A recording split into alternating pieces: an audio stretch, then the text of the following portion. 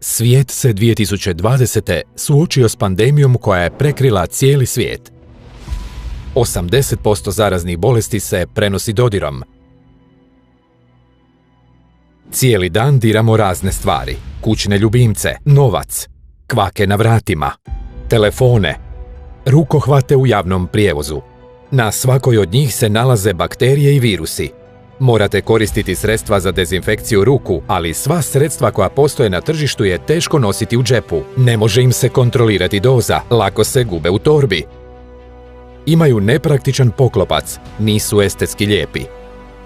Osim toga, povećano korištenje sredstava za dezinfekciju rezultira velikim brojem praznih plastičnih bočica, koje pogoršavaju tešku ekološku situaciju na planetu. Mi imamo ideju kako da usavršimo tako jednostavnu i svima razumljivu stvar, kao što je sredstvo za dezinfekciju, a također i da istodobno damo svoj doprinos spašavanju planeta od ekološke katastrofe. Sjeli smo ispred ploče za crtanje i naših bilježnica te počeli razvijati ideje. I sada predstavljamo vam GoSee. Moderno, maleno i elegantno sredstvo koje možete koristiti cijeli dan na svim mjestima gdje morate nešto dirati. Praktično za korištenje, praktično za putovanja, jednostavna nadopuna, ekološki prihvatljivo. GoSee sredstvo za dezinfekciju je jednostavno za uporabu s jednom rukom. Kad ste u gradu, kad dirate novac, u bolnicama i hitnim službama,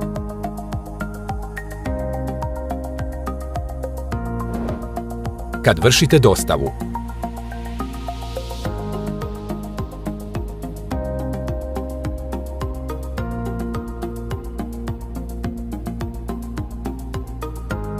U uredu.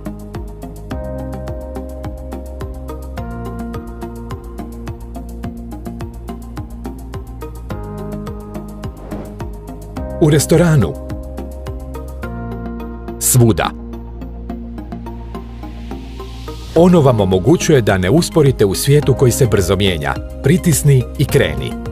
GoSee je uređaj za višekratno korištenje koji je izrađen od reciklirane plastike koju je lako nadopuniti iz veće posude. On doprinosi očuvanju našega planeta od zagađenja plastikom, a usput štedi vaš novac. Koristite sredstvo za dezinfekciju GoSee. To je tako lako.